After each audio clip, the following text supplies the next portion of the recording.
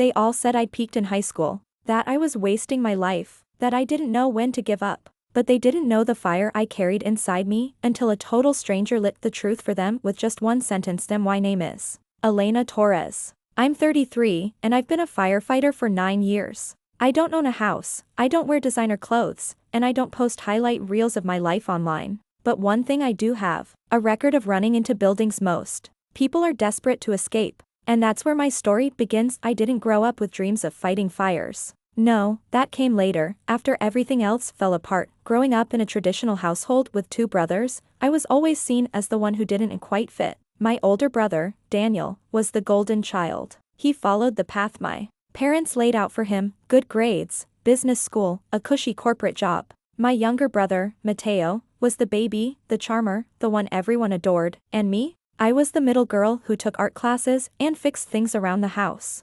Curious, messy, a little too bold. They called me Elena the Drifter, and I never realized how deep that label would stick. But I wasn't drifting. I just didn't fit in their narrow boxes. When I told my family I wanted to become a firefighter after college, the room went silent. Then came the laughter. A firefighter? That's a man's job. My uncle snorted. My mom pursed her lips. Elena, why can't you get a nice office job like Daniel? You're smart, you don't need to risk your life. I expected doubt, but I didn't expect disappointment. They truly believed I was wasting my education, my time, my potential. Still, I applied to the academy behind their backs. The training nearly broke me. Early mornings, punishing drills, smoke-filled simulations that made me want to crawl out of my skin. But something about that grueling rhythm awakened a part of me I didn't know existed. For the first time, I didn't feel like the lost daughter. I felt like someone who belonged, but at home, it was a different story. Every holiday dinner turned into a passive-aggressive interrogation. You still doing that fire thing? Mateo asked one Christmas, half laughing as he sipped his wine. Even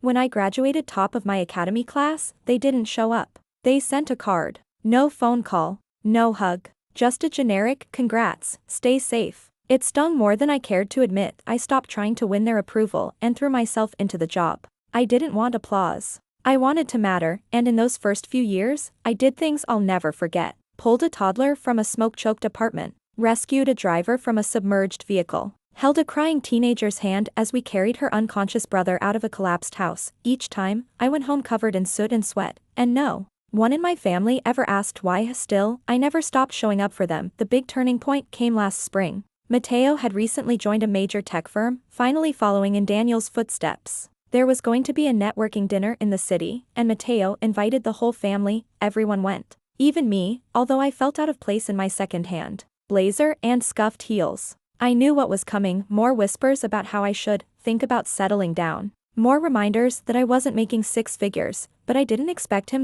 We stood in a circle, laughing at one of Daniel's carefully rehearsed stories. A tall man in a navy suit approached. Mateo turned and beamed. Elena, this is my boss, Mr. Jennings. He's the head of innovation at the firm. I shook his hand, expecting the usual nod and polite smile. But then he looked at me more closely, waited, blinked. You're the hero firefighter? He asked, voice suddenly reverent. The room froze. Even I froze. Mateo's brow furrowed. What are you talking about? Mr. Jennings kept his eyes on me. The apartment fire on Southridge. You pulled out the mother and baby before the second floor collapsed, didn't you? I read about it in the city reports. I remember your name. My jaw tightened. That fire had almost killed us. I hadn't talked about it much. I nodded slowly. Yeah, that was me. And just like that, the air shifted. The laughter around me vanished. Everyone, my brothers, my cousins, my uncles, went quiet. You saved my niece, Mr. Jennings said softly. I never got the chance to thank you.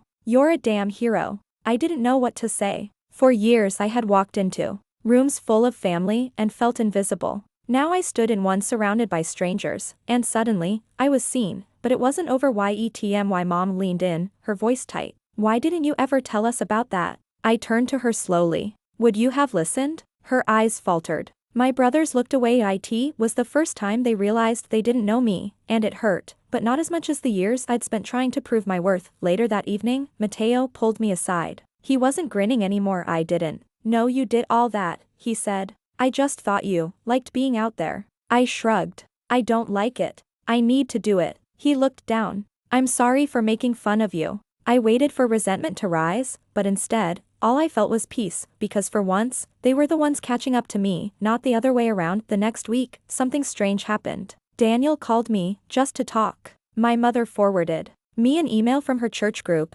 asking if I could speak about women in service roles. And Mateo? He invited me to dinner, just the two of us. They were small steps. But they meant something, and still, I didn't need their applause anymore. That one sentence, "You're the hero firefighter," did more than shatter their ignorance. It gave me back my story. For so long, I thought I had to shrink to fit into their world. But now, they were expanding theirs to make space for me, not as the black sheep, not as the failure, but as the one who ran toward the flames when everyone else ran away. So, if you've ever felt underestimated by the ones who should have known you best, hold on, your moment will come. Maybe not in the way you expect. Maybe not on your timeline, but one day, someone will see you fully, your courage, your grit, your unshakable spirit, and when they do, the silence that once surrounded you will be broken by the sound of stunned respect, just like mine was. But let me back up a bit, because that single sentence from Mr. Jennings didn't just change the air in that room, it unraveled years of silence, resentment, and the loneliness I had learned to carry like armor. The week after the networking dinner, I felt this strange stillness inside me. For so long, I'd been walking through life as if I owed everyone an explanation, as if their opinion about my career validated its worth. Now, for the first time in years, I didn't feel like I had to defend myself.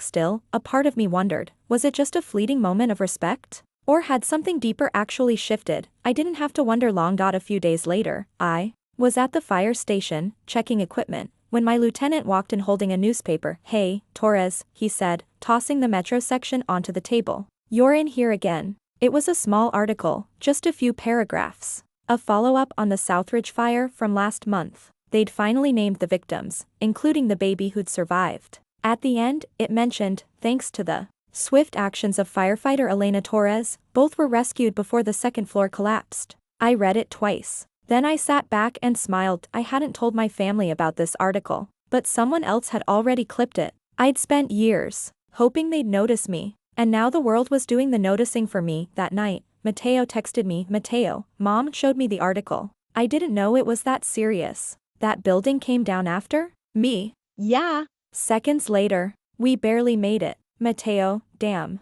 "You're insane, but in the best way." I stared at that message for a while. I couldn't remember the last time my brother had said something like that to me. I typed and deleted a few replies before finally writing me, "I'm just doing what I was trained to do. It's not about being a hero. Mateo, you are one. Whether you say it or not." And for the first time in years, I cried, not the kind of tears that come from pain or frustration, but the kind that come when something long frozen inside you finally begins to thaw. When someone you love, who has never really seen you, finally looks straight into your soul and says, "I get it now." That text did something my graduation, my medals, and my silence never could. It bridged the gap between the life I chose and the family I left behind. The changes were subtle at first. My mom started calling me weekly, not to check in with worried sighs, but to genuinely ask how I was doing. She even surprised me by saying, "I read about female firefighters in Spain. Did you know they only make up 2% of the force there?" I laughed. "You're doing homework now?" She chuckled. "Well, I figure if you're going to keep running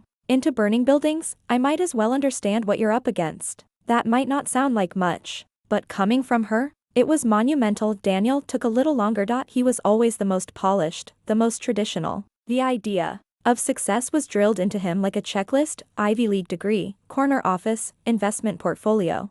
But then one afternoon, he invited me to lunch. Just the two of us. That hadn't happened in. I couldn't even remember when we met at a quiet cafe near his office. He wore a tailored suit, while I walked in with boots and a faded department hoodie. I expected polite conversation. Instead, he leaned in and said, "I think I've been wrong about you." I blinked. Where's this coming from? Daniel looked down at his coffee. "I've spent so long chasing what Dad said was success. I forgot that real courage doesn't come from status. It comes from standing in the fire. And you've been doing that, literally." He paused, eyes glassy. "I don't know if I could do what you do. I don't think I could even try." There was no bitterness in his voice, only admiration. And hearing that from the brother who used to call me a wannabe tomboy as a kid, it healed something raw and hidden inside me. I started noticing other small changes too. At Thanksgiving, instead of brushing off my stories, the family leaned in. My uncles, men who once laughed at my calluses and bruises,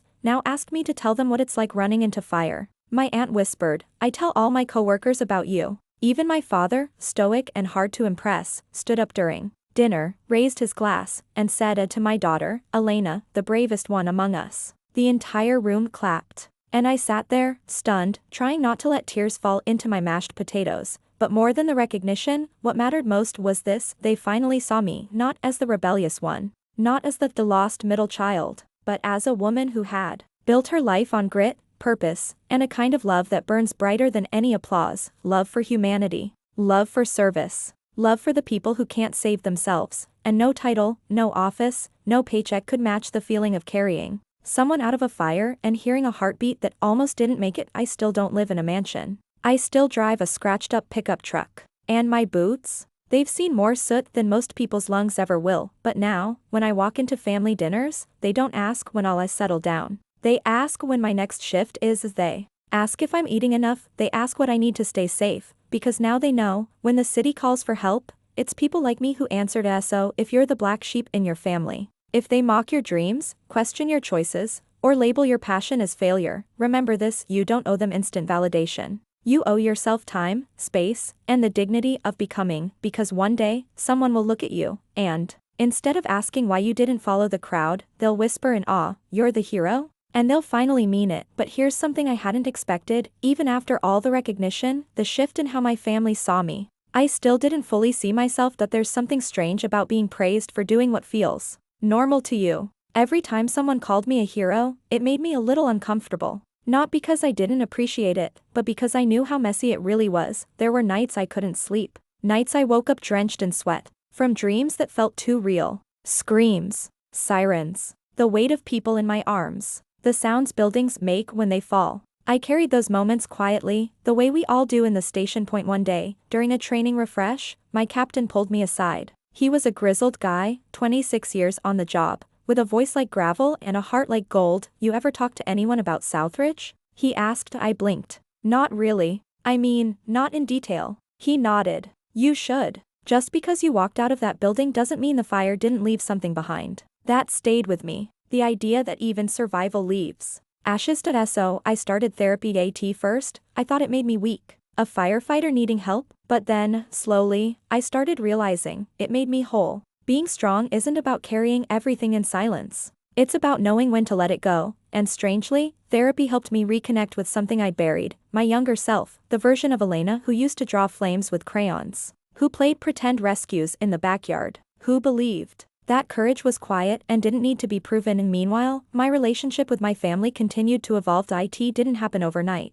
But there was one moment that brought it all full circle. In June, my department held a community recognition event. It wasn't formal, just a picnic at the station, open to families, neighbors. There were games, food, and a short ceremony to recognize those of us who had been part of major operations in the last year. I didn't expect my family to come, but when I walked out of the locker room in my dress uniform, I saw them standing there. My parents, Daniel, Mateo, even my aunt who used to ask when I'd find a nice guy to calm me down. They had brought a folding chair with my name on it, and a sign that said, "Our hero." I laughed, then cried, and not because I needed their approval anymore, but because I never thought they'd want to show up for me in the way I once begged for. They listened during the ceremony, clapped when my name was called, took photos with me afterward like proud tourists. My dad even told one of my battalion chiefs, "She's the toughest one in the family." That day, I realized something important: we don't just grow into ourselves. Sometimes, the people around us need to grow with us, and that can take time. These days, I still fight fires,